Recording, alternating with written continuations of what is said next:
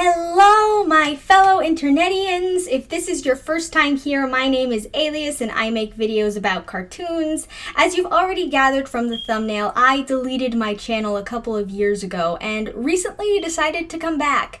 I shared the whole story on the Assembly of Nerds podcast, so if you're an old viewer who's coming back and wondering what happened, or if you're a new viewer who just wants to know more, I have the clip of my YouTube journey here for you to watch. It does kind of get sad, and I'm putting a trigger warning in here for anyone who's really sensitive about mental health topics. Without further ado, let's get into why I left YouTube and why I came back. Now, when I started my channel, I was in the middle of my second complete mental breakdown.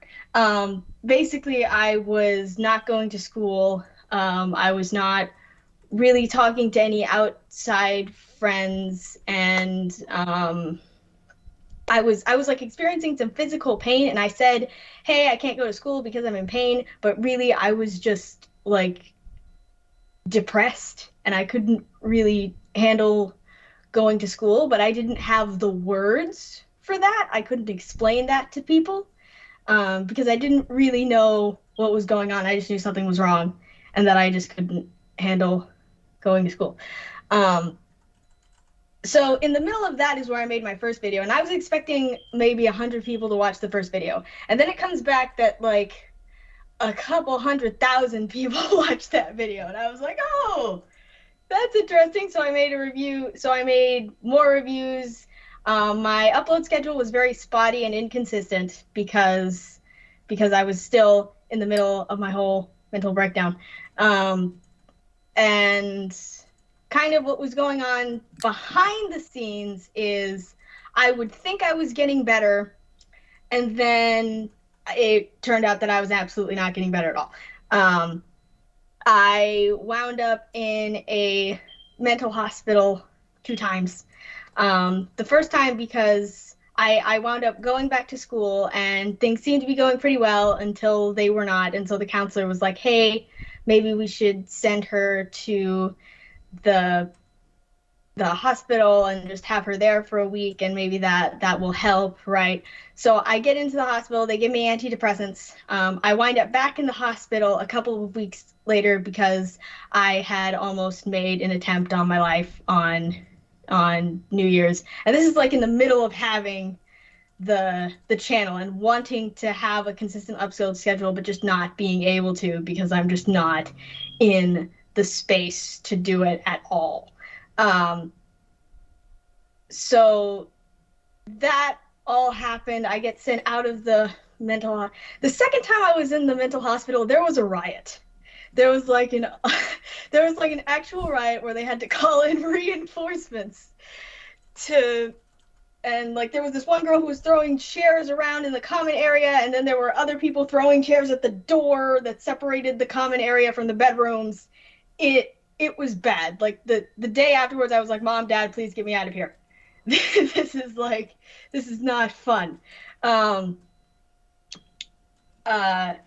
It's kind of funny to me now, and I remember talking to like a counselor about it one day because I'm like, hey, this is really bothering me. I don't know why it's bothering me so much. And she was like, yeah, it sounds traumatic. And I was like, and I thought to myself, wait, what about this sounds traumatic? Because I didn't really understand what That big oof moment, like that moment I think we've all had a moment like that. And I'm cutting in not to like interrupt, but like just to cut the tension just a slightly bit.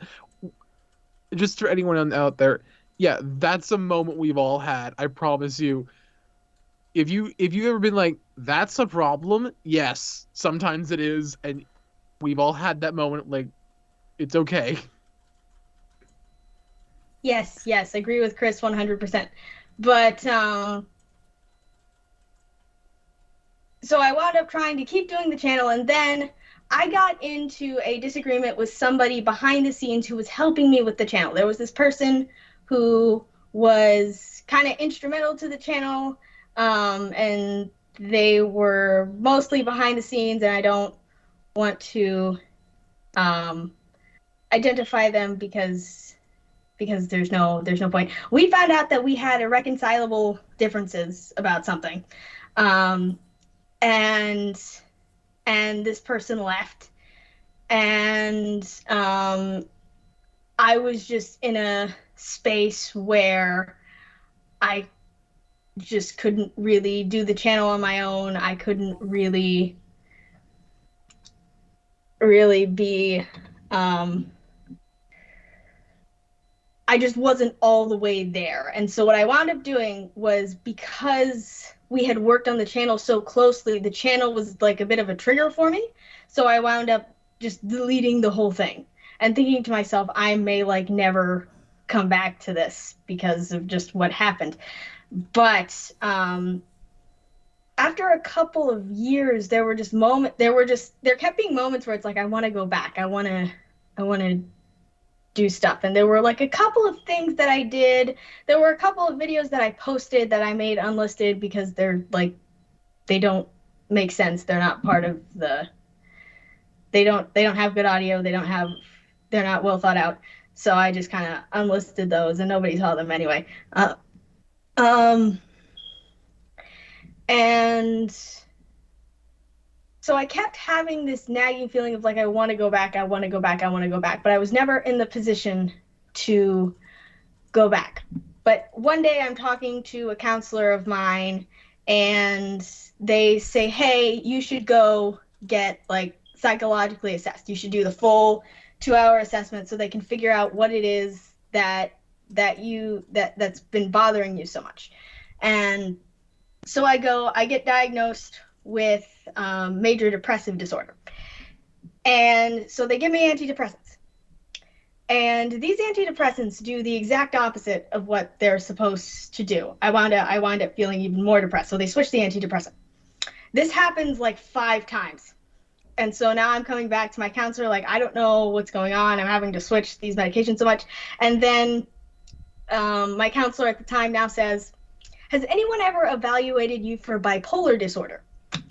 And I was like, has anyone ever evaluated me for what now? Because at the time I kind of associated bipolar disorder with like having anger issues. And I'm like, that's not me. I don't have anger issues. I don't have manic episodes. Like, this is not, what are you talking about? So my counselor tells me about bipolar 2, which is a form of bipolar disorder where you basically have depressive episodes and you're normal for some time and then you have a depressive episode. You're normal for some time and then you have a depressive episode. And there's not really any mania associated with bipolar 2. And the more I read about bipolar 2 and what it was, I'm like, this is me. This describes me so well. This is everything that has been going on with me, and it explains why all of this stuff was happening. And so I went back to the psychiatrist's office. I told them the story, and they were like, yeah, it looks like you have bipolar 2, and they put me on mood stabilizers instead of antidepressants. Because one of the things that happens with bipolar disorder is antidepressants will sometimes make it worse, because antidepressants are not really designed for bipolar disorder, they're designed for depression. And so once that all got sorted out, I started to feel better, and then there was still this nagging feeling of like, I want to go back to YouTube. I want to go back because I really loved doing it. And I wound up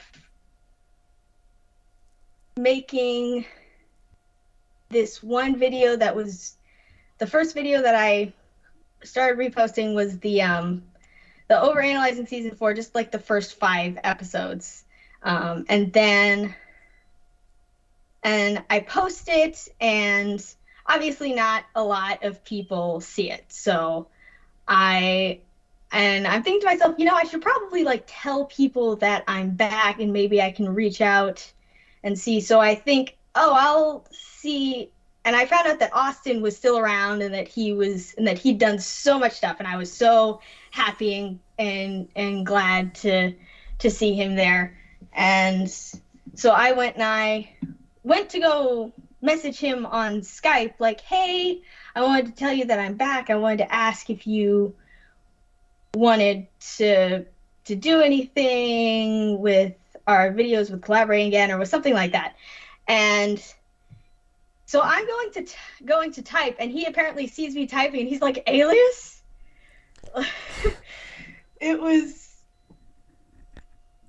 and I felt so flattered, and he invited me back to the viewing party to watch what was it? Cheelin. And could I just cut in and say, there were points where I just looked at, like, where I saw your name, and I just figured, like, and I just didn't, like, and I just wanted to message you and just ask or even tell you, I hope you're doing all right.